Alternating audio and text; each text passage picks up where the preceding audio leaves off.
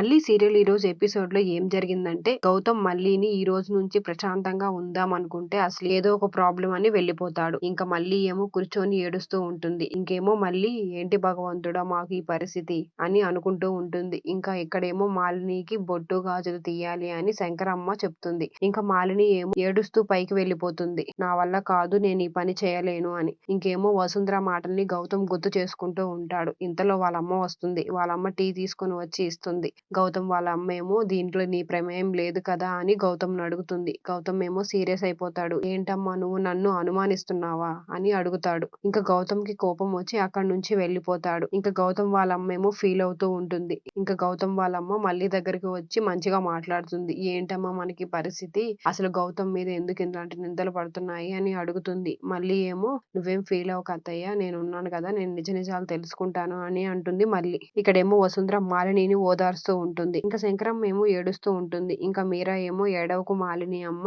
వసుంధర ఏమో నీ భర్తని చంపిన వాళ్ళని నేను వదిలిపెట్టను. రివెంజ్ తీసుకుంటాను అని అంటుంది. ఇంకా శరత్ చంద్ర ఏమో నువ్వు ఆపుతావా అని అడుగుతాడు. ఇంకా మళ్ళీ ఆలోచిస్తూ ఉంటుంది. ఇంకా మళ్ళీ ఏమో మీరాకి కాల్ చేసి మాలిని అక్క ఏం చేస్తుందమ్మా అని అడుగుతుంది. ఏం చేస్తదమ్మా భర్తని పోగొట్టుకున్న ఆడది ఏడుస్తూ ఉంది అని అంటుంది. ఇంకా మళ్ళీ ఏమో నాకు హెల్ప్ చేస్తావా అమ్మా అని అడుగుతుంది. ఏంటమ్మా అంటే శంకరమ్మని ఎలాగైనా నా దగ్గరికి పంపియమ్మా అని ఫోన్ కట్ చేసేస్తది. ఇంకా మళ్ళీ ఏమో నేరం చేసిన వాళ్ళని కనుక్కుంటాను అని అక్కడి నుంచి వెళ్ళిపోతుంది. రేపటి ఎపిసోడ్ మాలిని ఇంటికి గౌతమ్ ఫ్యామిలీ వస్తుంది. వచ్చే లోపల వసుంధర ఏమో ఆగండి అని అరుస్తుంది. ఇంకా మాలిని ఏమో ఏడుస్తూ ఉంటుంది. నా అల్లుడిని చంపింది వీడే అని అరుస్తుంది. ఈ రోజు ఎపిసోడ్ ఇంతటితో ముగుస్తుంది. రేపటి ఎపిసోడ్ లో ఏం జరుగుతుందో చూడాలి.